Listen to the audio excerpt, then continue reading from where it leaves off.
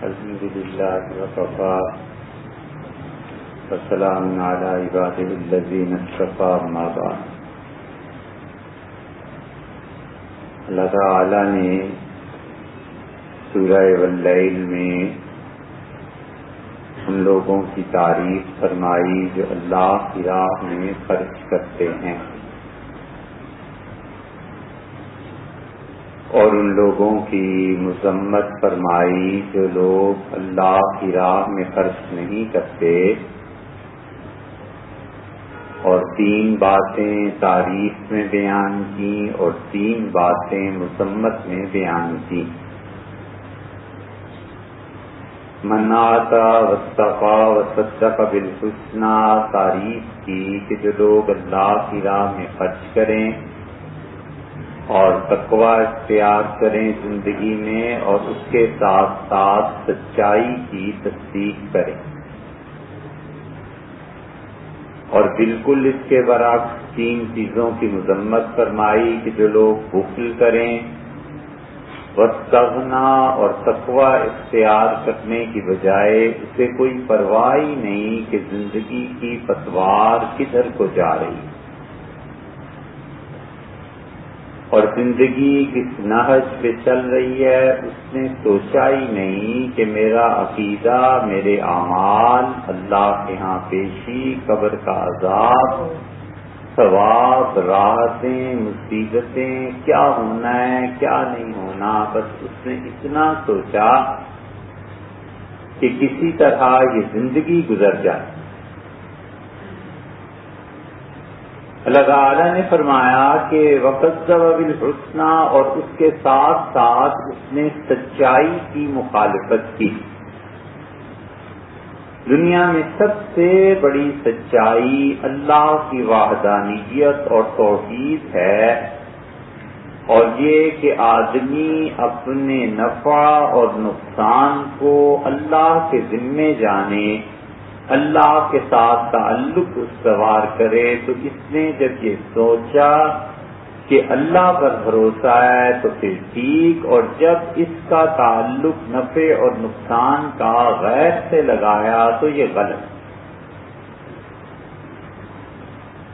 اس لیے کذب بالحسنی فرمایا، اور دنیا کی سب سے بڑی سچائی اللہ کی وحدت، اس کا اس نے انکار کر۔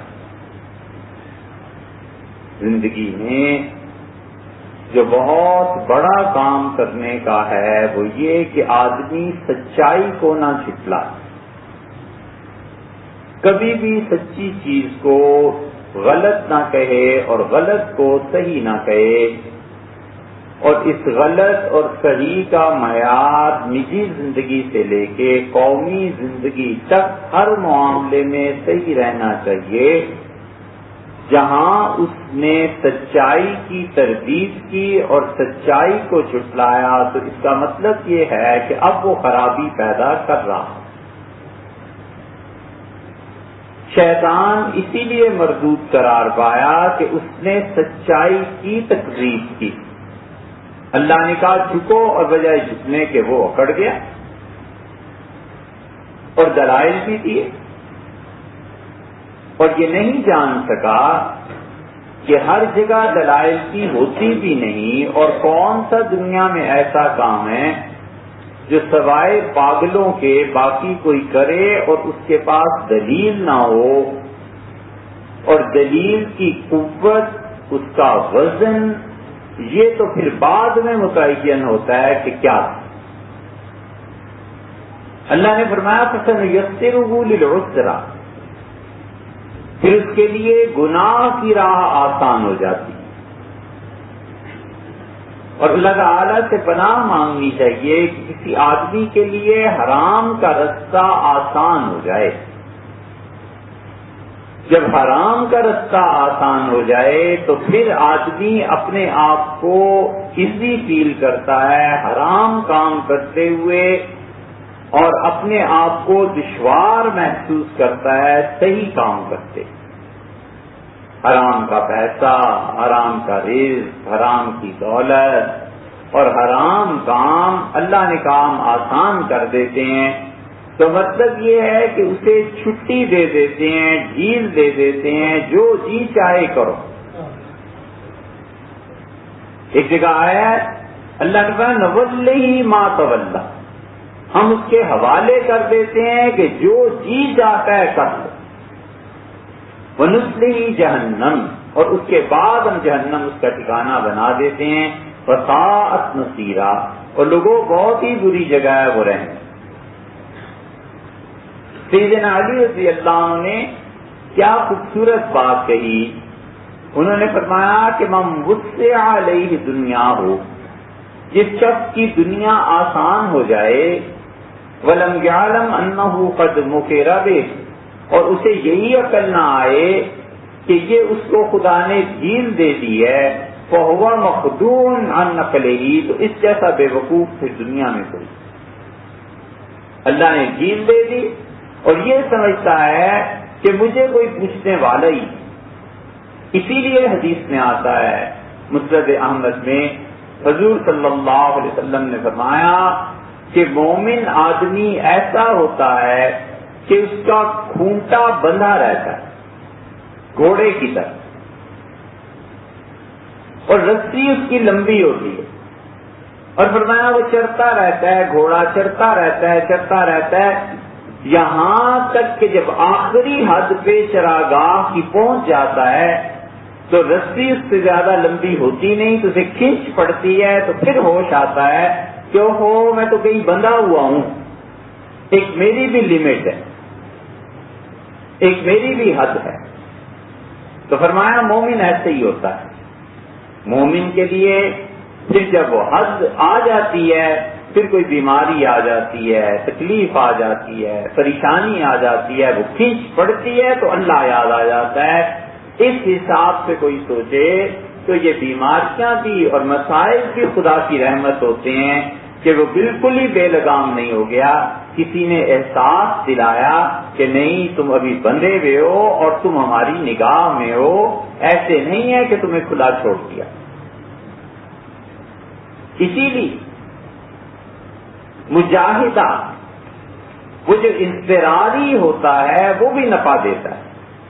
اپنے اختیار سے کون اپنا نقصان کرے، اپنے اختیار سے موت کون طاری کرے۔ اللہ نے فرمایا وَلَنَبْلُوَنَّكُمْ بِشَيْءٍ مِّنَ الْخَوْفِ وَالْجُوعِ وَنَقْصٍ مِّنَ الْأَمْوَالِ وَالْأَنفُسِ وَالثَّمَرَاتِ، اور یقیناً ہم تمہیں آزماتے ہیں، تھوڑا سا خوف مسلط کر کے، ڈر لگتا ہے پیسے ختم ہو گئے کیا ہوگا، بچوں کا مستقبل کیا ہوگا، میرا مستقبل کیا ہوگا۔ وَنَقْصٍ مِّنَ الْأَمْوَالِ وَالْأَنفُسِ، اور جانوں میں کمی کر کے، ماں باپ کا انتقال ہو گیا، بچوں کا انتقال، کچھ ہو گیا، اور جو ایفرٹ کوششیں انسان کرتا ہے اللہ نے کہا اس کے نتائج وہ برآمد نہیں ہونے دیتے جو آدمی توقع رکھتا ہے۔ تو یہ سب چیزیں اپنے اختیار سے تھوڑے ہی ہیں، یہ اضطرار ہے، مجاہدہ ہے، نافذ کر دیا جاتا ہے خدا کی طرف سے، اور آدمی پریشان ہوتا ہے۔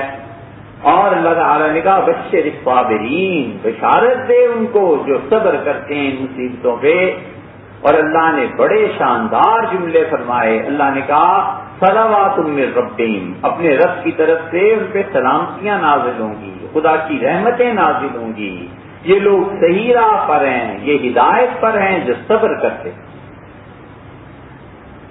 اسی لیے رسول اللہ صلی اللہ علیہ وسلم نے فرمایا کہ اللہ تعالیٰ نے کہا یتقرب العبد الیہ، میرا بندہ میرے قریب ہونا چاہتا ہے، ہوتا ہے بالفرائض، جو چیزیں ہم نے فرض قرار دی ہیں ان کی وجہ سے ہمارے قریب ہوتا ہے، اور پھر میرا بندہ نفلی کام کر کے میرے قریب ہوتا ہے، یہاں تک کہ میں اس کا ہاتھ بن جاتا ہوں میرے ذریعے پکڑتا ہے، میں اس کا پاؤں بن جاتا ہوں میرے ذریعے سے چلتا ہے، میں اس کی زبان بن جاتا ہوں، اور آخر پر آ کر اس کی موت آتی ہے، اور وہ موت سے نفرت کا اظہار کرتا ہے، مرنا اچھا نہیں سمجھتا، اور میرے اور اس کی ملاقات کے درمیان سوائے موت کے کوئی چیز نہیں رہتی، متردد اور میرے بندے پر جب موت طاری ہوتی ہے تو میں پریشان ہو جاتا ہوں کہ ارے یہ مشکل میں پڑ گیا.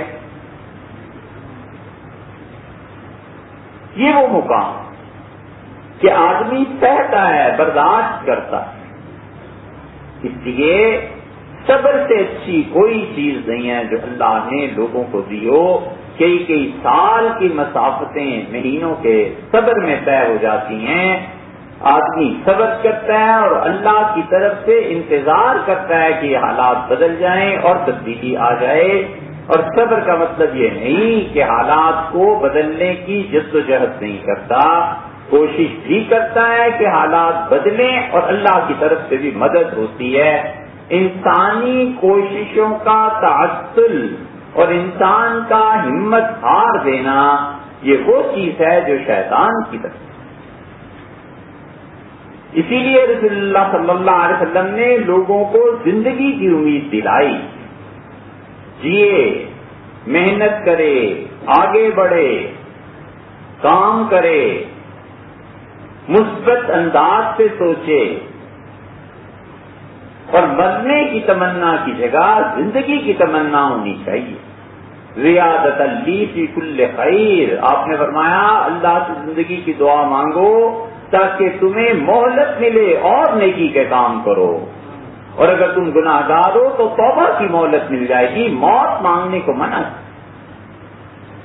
اس لیے جینا اصل ہے، زندگی اصل ہے، اللہ سے امید اصل ہے. کبھی ہمت نہ ہارے، بہتر سے بہتر غذا کھائے، بہتر سے بہتر طریقے پہ نیند پوری کرے، جتنا ہو سکتا ہے آرام کرے، اور جب اٹھے تو پوری طور پر تیار ہو کہ اب میں نے زندگی میں محنت کرنی ہے اور کام کرنا. شہادت، موت، ارے بھائی آ جائے گی. اللہ نے اگر شہادت لکھی ہے تو کہیں نہیں جاتی، بالکل آ کر رہے گی. زندگی کی فکر کرے اور بالکل ہمت نہ ہارے. اتنی فکر ہونی چاہیے آگے بڑھنے کی، کام کرنے کی امنگ، سفید بال ہو جائیں، موت کے دھانے پہ پہنچ جائے، پھر بھی خوش رہے. زندگی گزارنی ہے. جو 4 دن اللہ نے سکون کے دیے ہیں آرام سے اللہ کی عبادت کریں گے، آگے بڑھیں گے. حضور اکرم صلی اللہ علیہ وسلم نے فرمایا کہ تم میں سے کوئی آدمی مر رہا ہو اور اس کے ہاتھ میں کھجور کا پودا ہے تو اگر ہو سکے تو وہ لگا کے مرنا.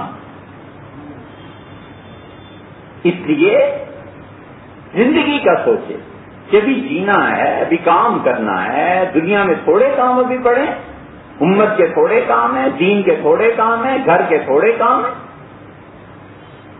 ہمت کرنی چاہیے، آگے بڑھنا چاہیے. اسی لیے رسول اللہ صلی اللہ علیہ وسلم ان لوگوں کو پسند فرماتے تھے جو لوگ ہمت سے کام لیتے تھے. مسجد نبوی کی تعمیر ہو رہی ہے، ایک ایک پتھر سب اٹھا کر لا رہے ہیں.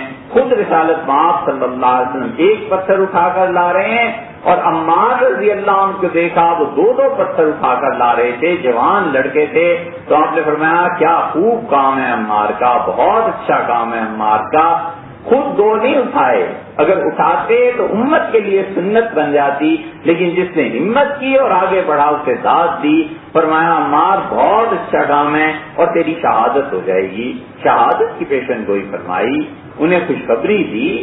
لیکن آدمی ہمت ہار دے، یہ کام نہیں ہو سکتا، یہ کیوں نہیں ہو سکتا. مشکلات میں سوچ کا آغاز اس نقطے سے ہو کہ کرنا کیسے، اور جب سوچ کا آغاز یہ ہو کہ ہو ہی نہیں سکتا تو پھر واقعی نہیں ہو سکتا، اور جب سوچے گا کرنا ہے تو پھر کل ہی گزرتا. اللہ نے فرمایا پھر اس کے بعد ان علینا للہدی، اور لوگوں ہدایت دینا یہ اصل میں ہمارے قبضے میں. ہر آدمی چاہتا ہے کہ اللہ تک پہنچے سوائے اس کے جو اللہ ہی کا منکر ہے، اور اللہ تک پہنچنا ہے تو ضروری ہے کہ اللہ کے اور اپنے درمیان کسی واسطے کو اختیار کرے. ایک آدمی کتاب کو واسطہ بناتا ہے، پڑھتا ہے اور اللہ تک پہنچتا ہے کہ یہ آیا ہے قرآن میں، یہ حدیث میں آیا. اور ایک آدمی کتاب کو واسطہ بناتا ہے، پڑھتا ہے اور اللہ تک پہنچتا ہے کہ یہ آیا ہے قرآن میں، یہ حدیث میں آیا. ایک آدمی کتاب کی بجائے کیسٹس کو راستہ بناتا ہے کہ میں نے سنا ہے اور مجھے یہ تعلیم ملی ہے، میرے اور اللہ کے درمیان یہ واسطہ ہے۔ ایک آدمی اس سے اوپر اٹھ کے کسی آدمی کی صحبت میں چلا جاتا ہے اور کہتا ہے کہ اللہ اور اس کے درمیان میرا یہ واسطہ ہے۔ تابعین رحمہ اللہ سے دعا مانگتے تھے کہ اللہ کوئی ایسا آدمی دے دے جس کے ذریعے تجھ تک پہنچے، کیونکہ جاہل ہیں ہم، اللہ اور علم حاصل کرنا ہے، تیری راہ دریافت ہے۔ ایک صاحب حاضر ہوئے پھر وہ دردہ رضی اللہ عنہ کی خدمت میں شام میں، اور کہا حضرت میں آپ سے حاضر ہوا ہوں، اللہ سے دعا مانگتا رہا تو آج آیا ہوں، لوگوں نے بتایا ہے، تو بس اللہ کے اور میرے درمیان آپ۔ فرمایا کہاں سے آئے ہو؟ اس نے کہا عراق سے۔ تو ہمارے عراق کوفہ سے آئے ہو؟ الیس فیکم صاحب النعلین والوساق والوسادہ، تم میں تو بھی وہ آدمی زندہ ہے جس کے پاس حضور صلی اللہ علیہ وسلم کی مسواک رہتی تھی، کہیں رسول اللہ صلی اللہ علیہ وسلم کو نیند آ جاتی تھی، سونا ہوتا تھا سفر میں گھر میں تو تکیہ اس کے پاس رہتا تھا، پاکیزگی کی چیزیں اس کے پاس رہتی تھیں۔ ابھی وہ ابن مسعود رضی اللہ عنہ زندہ ہیں اور ان کو چھوڑ کے میرے پاس آ گئے۔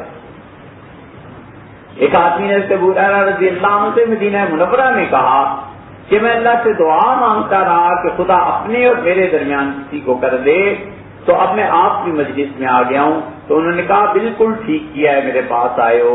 حضور صلی اللہ علیہ وسلم نے مجھ سے کہا تھا کہ دور دور سے لوگ علم حاصل کرنے آئیں گے، اور جب آئیں تو میں تمہیں نصیحت کرتا ہوں کہ آنے والے کا خیر مقدم کہنا، آنے والے کو ویلکم کہنا، اچھی طرح اسے رکھنا، وہ تمہیں اپنے اور اللہ کے درمیان واسطہ بنا دے۔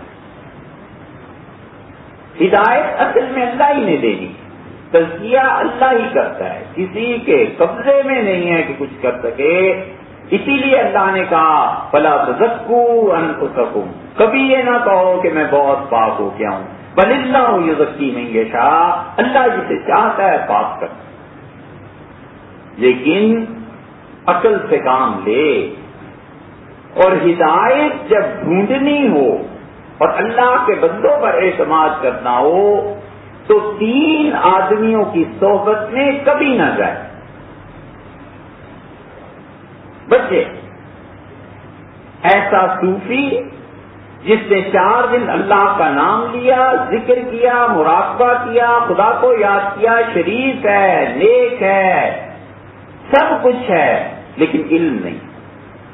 نتیجہ یہ کہ دین میں نئے نئے راستے ایجاد کر لے گا، خوابوں پر اعتبار کر کے قوم کو لگا دے گا کہ آج یہ خواب آیا ہے، آج یہ خواب آیا ہے۔ مسلمانوں کے جتنے یہ فرقے اس وقت بنے ہوئے ہیں، ان سب فرقوں کے بڑے کی کتابوں کو پڑھیں۔ ایک کہتا ہے اللہ نے یہ طے کر دیا ہے کہ میں سوائے حق کے کچھ نہیں کروں، دوسرا کہتا ہے حضور صلی اللہ علیہ وسلم خواب میں آئے تھے، مجھ سے فرمایا تھا یہ سنی جتنے ہیں یہ کافر ہیں، میرے دین کو بدلنے والے ہیں، ان کے خلاف کو میں اس لیے لکھتا ہوں۔ اور سنی کہتا ہے مجھے حضور صلی اللہ علیہ وسلم نے فرمایا ہے کہ تمہارے خلاف چلو تو میں تمہارے لیے لکھ رہا ہوں، مجھے تو سرکار نے حکم دیا ہے کہ ان کو زمین سے ختم کر دینا ہے، مار دینا ہے۔ یا اللہ کدھر جائے آدمی، ہر ایک اپنی خوابوں کا سہارا کے بیٹھا ہے اور مسلمانوں کو گمراہ کرنے کے لیے تلا۔ حضرت مجدد الفسانی سرہندی رحمت اللہ علیہ نے کہا ہے، لکھا ہے کہ ضروری نہیں میرے مخدوم، ہر آدمی جو رسول اللہ صلی اللہ علیہ وسلم کو خواب میں دیکھتا ہے وہ انہیں دیکھتا ہو، بعض اوقات محبت کے غلبے کی وجہ سے یا رسول اللہ صلی اللہ علیہ وسلم بار بار ذکر کرنے کی وجہ سے خواب میں اپنے خیال کو دیکھتا ہے، اصل میں نبی صلی اللہ علیہ وسلم کو نہیں دیکھتا۔ یہ ہے وہ راہ، پڑھتے تو ہیں، کبھی کسی جاہل صوفی کی مجلس میں نہ جائے، وہ جتنا بھی اللہ اللہ کرنے والا ہے اور شریف ہے، سنت کے مطابق نماز نہیں وہ پڑھ سکتا۔ اور دوسرا جو میرا مولوی ایسا جسے صرف فتویٰ دینا آتا ہے، حرام حلال جائز ناجائز، اس کے علاوہ اس نے نہ اللہ کو یاد کیا، نہ اللہ کا ذکر کیا، نہ اس کی اصلاح کی ہوئی، نہ کسی کی تربیت میں بیٹھا، نہ کسی بزرگ سے جوتے کھائے۔ پہلے زمانے میں لوگ جوتے سیدھے کرتے تھے، اب تو جوتے کھا کے بھی انسان بن جائے تو بڑی بات، نہ اس کے نفس کا توڑ ہوا، بس اسے رات دن یہ فکر ہے کوئی مجھ سے پڑھ نہ جائے، شہر میں فتویٰ چلے تو میرا، آخری دعا جلسے کی وہ میری، دستخط میرے، اس کی میں ہی نہیں مرتی۔ اور وہ لوگوں پہ اس طرح حاکم بن کے مسلط ہو جاتا ہے جیسے خدا نے اسے اختیار دے دیا ہے کہ جس کو چاہو میرے در کے اندر داخل کرو، جس کو چاہو باہر روک دو۔ جس نے اللہ کو یاد نہیں کیا، آخرت کی فکر نہیں، دنیا غالب ہے، پیسہ پیسہ، ایسا مولوی اور صوفی یہ دونوں ان کی صحبت سے بچے۔ یہ دین کی راہ نہیں دکھاتے، ذاتی مقاصد اور مفادات کے لیے پبلک استعمال ہوتی ہے، اور جب سب کچھ رک جاتا ہے تو پھر خیال آتا ہے کہ وہ کہاں ہو۔ بشارتیں، جھوٹی باتیں، جھوٹی احادیث، اللہ کی پناہ ہے اس میڈیا میں رمضان میں شاید ہی کوئی دن ایسا جاتا ہو جب لوگ فون نہ کرتے ہوں اور ہمیں بار بار یہ نہ کہنا پڑتا ہو کہ سب جھوٹ ہے، حضور صلی اللہ علیہ وسلم نے ایسے نہیں کہا، صحابہ رضی اللہ عنہ نے ایسے نہیں کہا۔ محض لوگوں کے دل خوش کرنے کے لیے جھوٹ بولنا تباہی کی بات ہے۔ حضور صلی اللہ علیہ وسلم ملعون علی لسان النبی صلی اللہ علیہ وسلم، حضور صلی اللہ علیہ وسلم کی زبان سے لعنت کی گئی ان لوگوں پر جو درمیان میں بیٹھتا ہے لوگوں کے تاکہ لوگوں کو ہنسائے، لوگوں کو رجھائے۔ مت جھوٹ بول، شرافت کی زبان، اللہ کی یاد، اللہ کا ذکر، دولت سے پاک، ایسا پاک اور صاف دل کہ حکومت عوام کوئی آئے، سیدھا سادہ مسئلہ یہ ہے بھائی، اس سے زیادہ کچھ نہیں، نہ لینا نہ دینا، اللہ کی یاد اس پر غالب ہو۔ اسی لیے حضور اکرم صلی اللہ علیہ وسلم سے پوچھا گیا اللہ کے رسول سب سے اچھا قاری کون ہے؟ تو آپ نے فرمایا وہ جس کا تم قرآن سنو تو تمہیں احساس ہو کہ اللہ کا خوف اس پہ طاری ہے، خدا سے ڈر رہا، تو سب سے اچھا قاری۔ عالم وہ جس کے دل میں خدا کا خوف بیٹھ جاتا ہے، ذرا کوئی تنبہ ہو جائے کہ غلطی ہو گئی، معافی مانگنے لگتا ہے اللہ سے کہ اللہ غلطی ہو گئی معاف فرما۔ ایسا جو معلم خیر کا ہوتا ہے، یہ مولوی اور پیر اور مشائخ، ابن مسعود رضی اللہ عنہ نے کہا سمندر میں مچھلیاں اور بلوں میں چونٹیاں اس کے لیے دعا کرتی ہیں کہ اللہ اس کی زندگی میں برکت دے، لوگوں کو خیر سکھاتا ہے، لینے والا نہیں دینے والا۔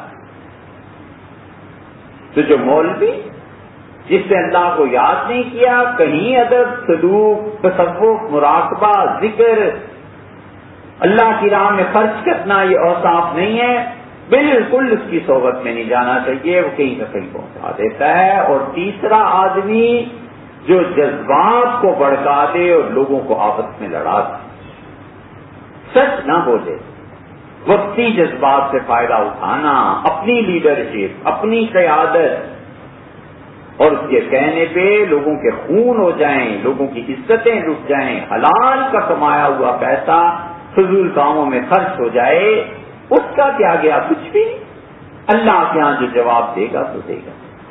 اسی لیے رسول اللہ صلی اللہ علیہ وسلم نے فرمایا، طبرانی کی روایت میں آتا ہے، ایک تو ہے موٹاپا جو بیماری کی وجہ سے آ جاتا ہے، وہ کسی کا کوئی عیب نہیں، بیماری ہے، آدمی موٹا ہو جاتا ہے، پھول جاتا ہے۔ نبی کریم صلی اللہ علیہ وسلم نے فرمایا اللہ کو نفرت ہے ایسے عالم دین سے جس میں موٹاپا آ جائے۔